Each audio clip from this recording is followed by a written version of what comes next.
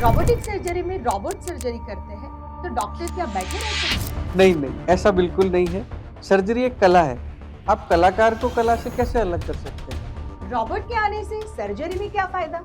जहाँ पहले डॉक्टर के हाथ नहीं पहुँच पाते थे, आज वहाँ रोबोट पहुँच जाता है। रोबोट के आने से कौन सी इम्पॉसिबल सर्जरी पॉसिबल हो गई है? जीभ के पीछे का हिस्सा, टॉन्सिल, टॉन्सिल के पीछे का हिस्सा। पहले ये सर्जरी पॉसिबल नहीं थी, अब पॉसिबल है।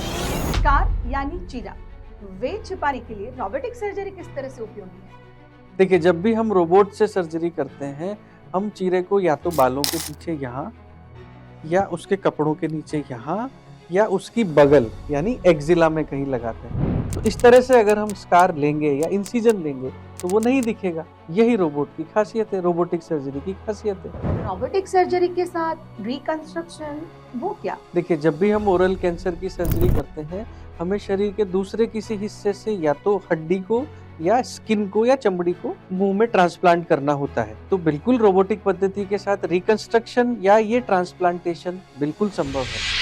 खर्चा थोड़ा ज्यादा है।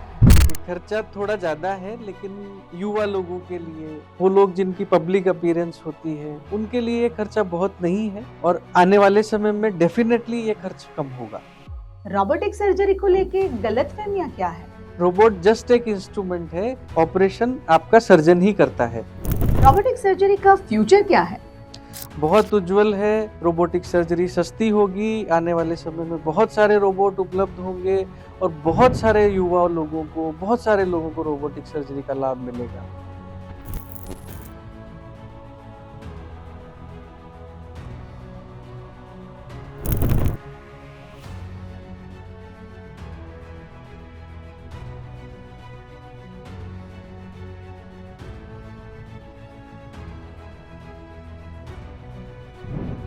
हेलो फ्रेंड्स, आप देख रहे हैं पॉडकास्ट और मैं हूं आपके साथ ख्याति। आज हेल्थ ग्रंथ में बात करने वाले हैं हम रोबोटिक कैंसर सर्जन के बारे में। कैंसर सर्जरी रोबोटिक किस तरह से होती है वही जानेंगे। हमारे साथ है डॉक्टर नितिन शर्मा जी, जो है एक robotic head and neck cancer surgeon. जी, आपका स्वागत है हमारे पॉडकास्ट में। Thank you Khyati, thank you so much for inviting me in your podcast. सबसे पहले सर ये जानना चाहते हैं कि रोबोटिक सर्जरी के बारे में। रोबोटिक सर्जरी वास्तव में है क्या, किस तरह से होती है ये सर्जरी? देखिए, अगर हम इसे साधारण भाषा में समझें तो रोबोट एक बहुत आधुनिक इंस्ट्रूमेंट है, बहुत कमाल का इंस्ट्रूमेंट है जो सर्जरी के दौरान हमारी मदद करता है। तो इसी को रोबोटिक सर्जरी नाम दिया गया है। तो रोबोट कुछ नहीं है, रोबोट एक बहुत अच्छा, बहुत कमाल का इंस्ट्रूमेंट है। विज्ञान का बहुत जोरदार आविष्कार है, जिसके माध्यम से सर्जन अपनी सर्जरी को बहुत आसानी से, बहुत अच्छी तरह परफॉर्म कर सकता है। यही रोबोट है और यही रोबोटिक सर्जरी है।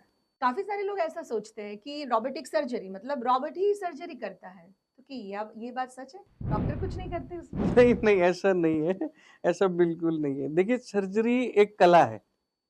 अब आप कला से कलाकार को तो जुदा कर नहीं सकते। तो सर्जरी तो हमेशा सर्जन ही करेगा, अभी भी करता है, चाहे रोबोट हो चाहे ना हो, सर्जन ही आपकी सर्जरी करता है। जैसा मैंने पहले प्रश्न के दौरान बताया कि रोबोट एक बहुत ही कमाल का इंस्ट्रूमेंट है, जिसकी वजह से हमें सर्जरी में बहुत मदद मिलती है। तो ऐसा नहीं है कि कोई रोबोट आपकी सर्जरी कर रहा है और सर्जन कहीं बैठा हुआ है, ऐसा बिल्कुल नहीं है। सर्जन ही आपकी सर्जरी करता है, बस वो तकनीक जो होती है वो थोड़ी-सी डिफरेंट होती है, अलग होती है, और जो इंस्ट्रूमेंट होता है वो रोबोट होता है, जो बहुत आधुनिक इंस्ट्रूमेंट है। ये आधुनिक इंस्ट्रूमेंट की जब आप बात कर रहे हैं, वो कितना हेल्पफुल है अभी के लिए डॉक्टर्स को? देखिए, रोबोट के आने के बाद, मैं अपने विषय की बात करता हूँ। आज रोबोट चिकित्सा के हर क्षेत्र में काम आ रहा है। यूरोलॉजी में बहुत काम आ रहा है, जीआई मतलब गैस्ट्रोइंटेस्टाइनल डिजीजेज में बहुत काम आ रहा है। मैं हेड एंड नेक की बात करता हूँ। हेड एंड नेक में कुछ एरियाज ऐसे हैं या कुछ मुंह के पीछे का हिस्सा ऐसा है जहां इंसान की आंख और उसके हाथ नहीं पहुंच सकते। तो रोबोट के आने के बाद से ही वो सर्जरी संभव हुई है। तो आप इसे ऐसे देखें कि रोबोट आने के बाद सर्जिकल ऑन्कोलॉजी में एक नया चैप्टर इंट्रोड्यूस हुआ है। तो इसी से आप इसके महत्व को समझ सकते हैं कि रोबोट कितना महत्वपूर्ण है और आने वाले समय में कितना महत्वपूर्ण होगा। हेड एंड नेक की वो कौन से बीमारियां हैं कि जिसमें रोबोट का यूज किया जाता है? देखिए, अभी जो प्रचलित है वो रोबोट के 3 उपयोग हैं। सबसे पहला है टॉर्स, मतलब ट्रांस ओरल रोबोटिक सर्जरी। पहले क्या होता था कि जीभ का जो पिछले पीछे का हिस्सा है, टॉन्सिल है, या उसके पीछे का भाग है, जिसे हम मुंह का सबसे पीछे का भाग समझ सकते हैं, वहां तक इंसान का हाथ नहीं जा सकता, सर्जन का हाथ नहीं जा सकता, वो देख नहीं सकता, तो वो वहां होने वाले कैंसर को हम ऑपरेट नहीं कर सकते थे। लेकिन रोबोट के आने के बाद हम वहां जाकर और वहां उस एरिया के कैंसर को हम ऑपरेट कर सकते हैं। तो ये एक है, पहला इंडिकेशन या पहला उपयोग है, जिसे टॉर्स कहते हैं। दूसरा है थायराइड सर्जरी। आपने देखा होगा कि जब भी थायराइड की कोई सर्जरी होती है तो गले पे यहाँ पे एक निशान लगता है। लेकिन रोबोट के आने के बाद से तकनीक इस तरह से विकसित हुई है कि अब निशान यहाँ नहीं लगता है, निशान ऐसी जगह लगेगा कि जो जिसे पेशेंट अपने कपड़ों के अंदर छुपा सकता है या बाल के पीछे लगता है। तो these are called scarless surgery, जिसमें पेशेंट के चेहरे पे सर्जरी का निशान नहीं दिखता है। तो ये दूसरा उपयोग है। तीसरा उपयोग है रोबोटिक नेक डिसेक्शन। जब भी हम कैंसर की सर्जरी करते हैं, ओरल कैंसर की सर्जरी करते हैं, तो उस सर्जरी का एक पार्ट होता है जिसमें जिसे हम नेक डिसेक्शन कहते हैं, मतलब गले की गांठों को हम निकालते हैं। सो ये सर्जरी का एक पार्ट है। तो नेक डिसेक्शन जब हम रोबोट के माध्यम से करते हैं तो फिर से हम स्कार को छिपा सकते हैं। उस केस में भी या इन नेक डिसेक्शन के केसेस में भी आपके गर्दन पे कोई स्कार या निशान नहीं रहता। पेशेंट का जो निशान है वो छुपा हुआ रहता है या कहीं दूर होता है, जिसे वे आसानी से छुपा सकता है। तो इसे हम कह सकते हैं scarless, these are scarless surgeries और हिडन स्कार सर्जरीज।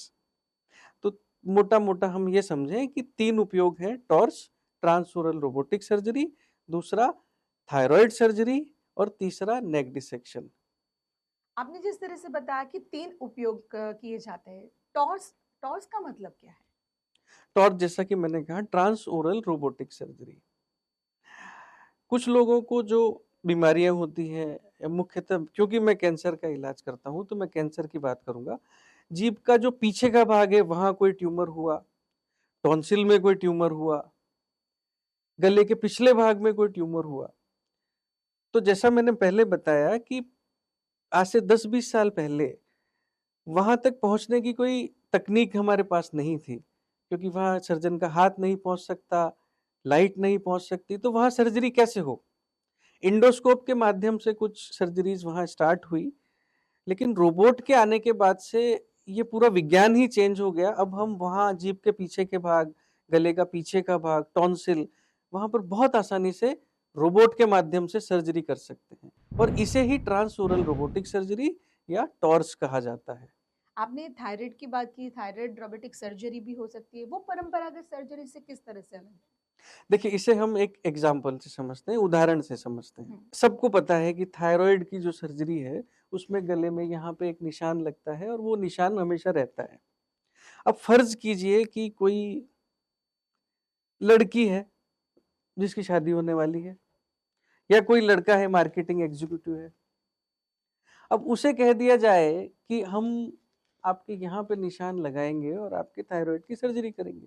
साथ में उसे ये भी ऑप्शन दिया जाए कि हम आपकी सर्जरी तो करेंगे लेकिन निशान यहाँ नहीं लगेगा।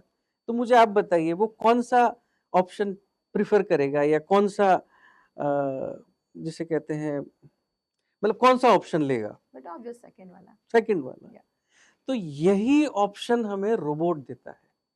रोबोट के आने के बाद से सर्जरी इस तरह से संभव हो गई है कि हम कहीं दूर ऐसी जगह पे स्कार लगाएं या इंसिजन रखें या चीरा लगाएं कि वह किसी को ना दिखे। यही सुविधा हमें रोबोटिक थायराइड सर्जरी के माध्यम से मिलती है, जो आजकल बहुत उपयोगी है। चाइना, चीन, जापान, कोरिया, यहाँ पे रोबोटिक थायराइड सर्जरी यहीं से शुरुआत हुई और वहाँ पे बहुत पॉपुलर है, बहुत लोग इसका उपयोग करते हैं। पिछले 10-15 सालों में हमारे देश में भी इसका चलन बढ़ा है, तो युवाओं में ये बहुत उपयोगी है। तीसरा उपयोग आपने बताया था ओरल जो कैंसर होता है, जिस तरह से गाल के पीछे, जीभ के नीचे, जहाँ पहले बहुत ही समस्या होती थी, दिक्कत होती थी, वो रोबोटिक सर्जरी के बाद अभी कम हो चुकी है। उसका इस्तेमाल किस तरह से होता है? देखिए, तीसरा जो उपयोग है वो है नेक डिसेक्शन। मैंने जैसा पहले प्रश्न के उत्तर में भी बताया कि ओरल कैंसर का जब भी ट्रीटमेंट होता है तो नेक डिसेक्शन उसका एक पार्ट होता है या हिस्सा होता है। तो नेक डिसेक्शन को यदि रोबोट के माध्यम से किया जाए तो यहां भी हम स्कार, निशान या चीरे को दूर रख सकते हैं, ऐसी जगह रख सकते हैं कि वो आने वाले समय में किसी को ना दिखे और पेशेंट या मरीज अपनी खूबसूरती को, अपने कॉन्फिडेंस को पहले की तरह एंजॉय कर सके। तो नेक डिसेक्शन में या ओरल कैंसर सर्जरीज में रोबोट का यह उपयोग है। काफ़ी रोगियों को जिस तरह से देखा जाए ओरल कैंसर के बाद रिकंस्ट्रक्शन के साथ-साथ ये रोबोटिक सर्जरी भी क्या पॉसिबल है? शक्यता उनकी कितनी है? जी हाँ, रोबोटिक सर्जरी के साथ रिकंस्ट्रक्शन बिल्कुल संभव है। रिकंस्ट्रक्शन मैं अपने दर्शकों के लिए बता देता हूँ। रिकंस्ट्रक्शन शरीर के किसी दूसरे भाग से स्किन या चमड़ी को लेके मुंह या जहां आपने कैंसर की सर्जरी की है वहां ट्रांसप्लांट करने को हम रिकंस्ट्रक्शन कहते हैं।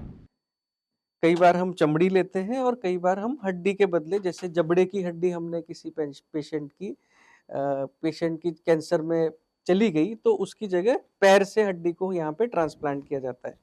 इस कला को या इस चिकित्सा पद्धति को रिकंस्ट्रक्शन कहते हैं। तो हाँ, रोबोटिक नेक डिसेक्शन या robot assisted cancer surgery, oral cancer surgery के साथ बिल्कुल ये संभव है। पिछले 3 साल से मैं हमारी टीम, हमारी प्लास्टिक सर्जन्स की टीम HCG आस्था कैंसर सेंटर में इसका उपयोग कर रहे हैं। हमारे काफ़ी सारे मरीज हैं जिन्हें हमने रोबोटिक नेक डिसेक्शन किया है, साथ में फ्री फ्लैप सर्जरीज भी की है और वे काफ़ी खुश हैं। उनका स्कार कहीं से दिखता नहीं है, किसी का स्कार बालों के पीछे है, किसी का स्कार कपड़ों में छुप जाता है और उनका रिकंस्ट्रक्शन भी बहुत खूबसूरत हुआ है। तो बिल्कुल संभव है, फ्री फ्लैप सर्जरीज रोबोटिक नेक डिसेक्शन के साथ 100% संभव है।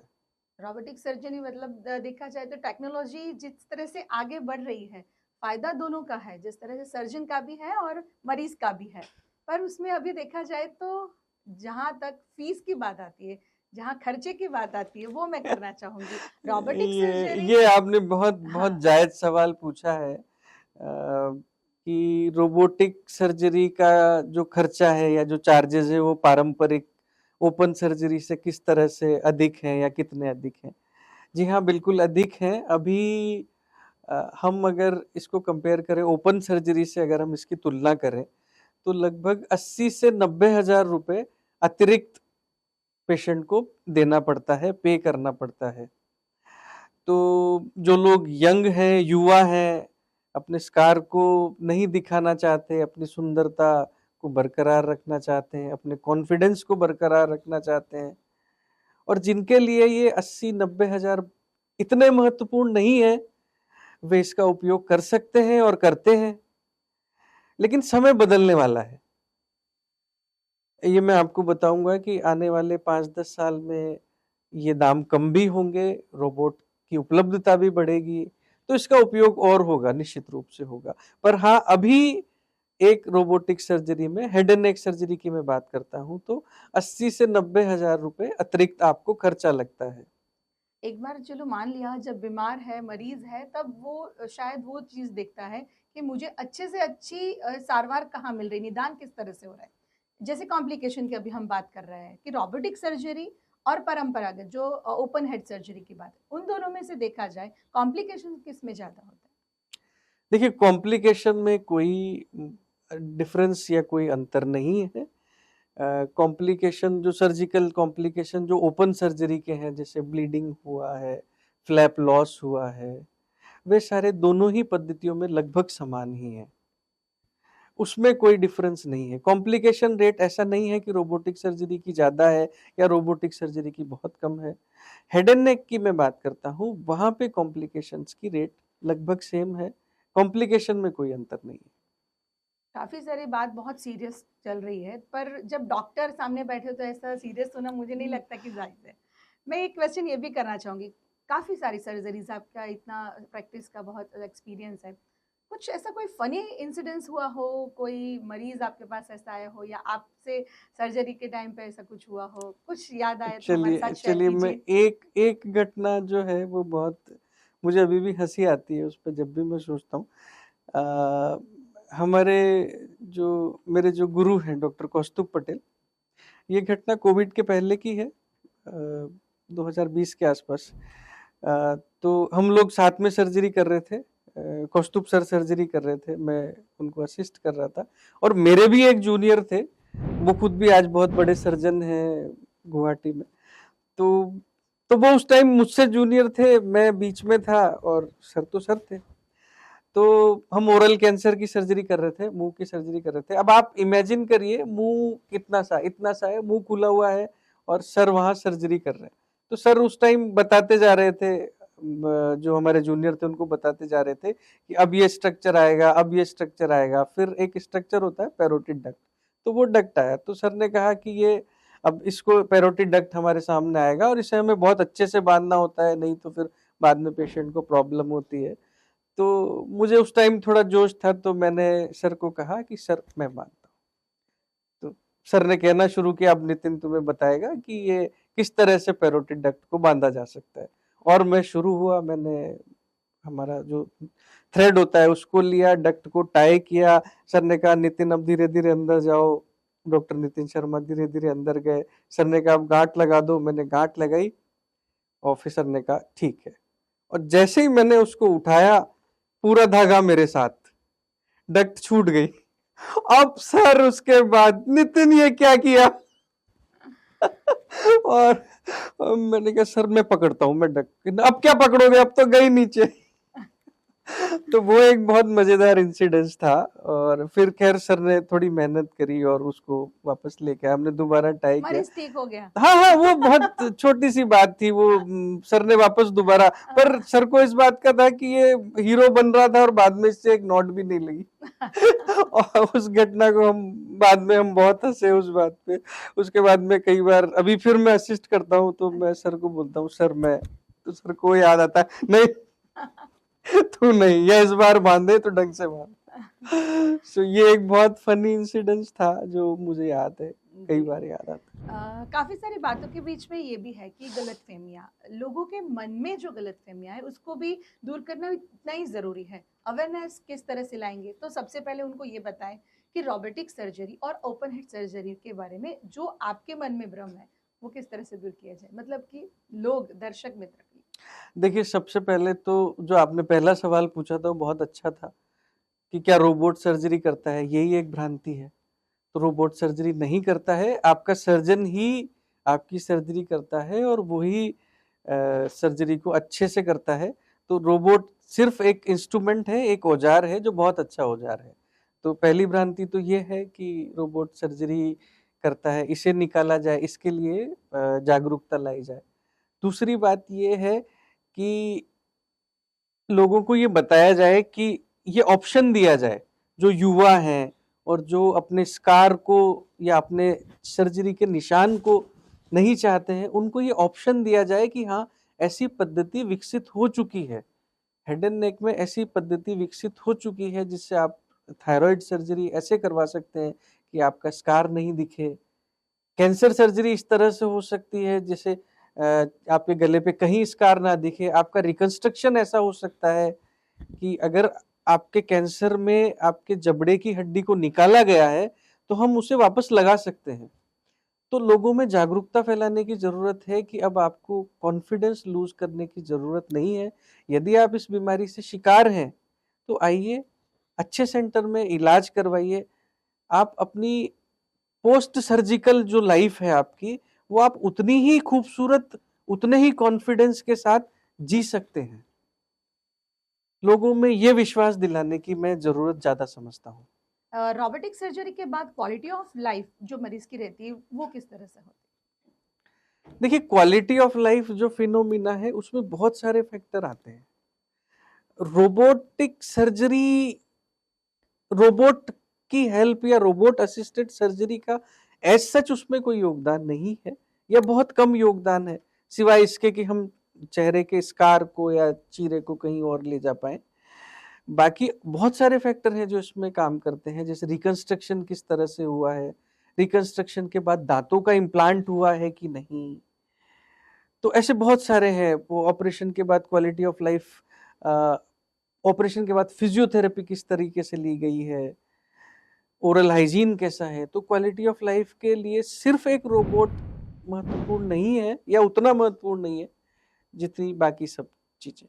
बिल्कुल, और अंत में मैं ये भी पूछना चाहूंगी आपको कि आप आने वाले 5 से 10 साल में ये रोबोटिक सर्जरी को कहाँ देख रहे हैं?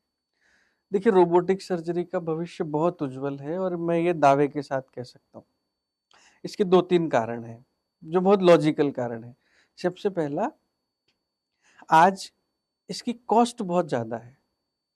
रोबोट अपने आप में एक महंगा इंस्ट्रूमेंट है, इसलिए हर जगह उपलब्ध नहीं है।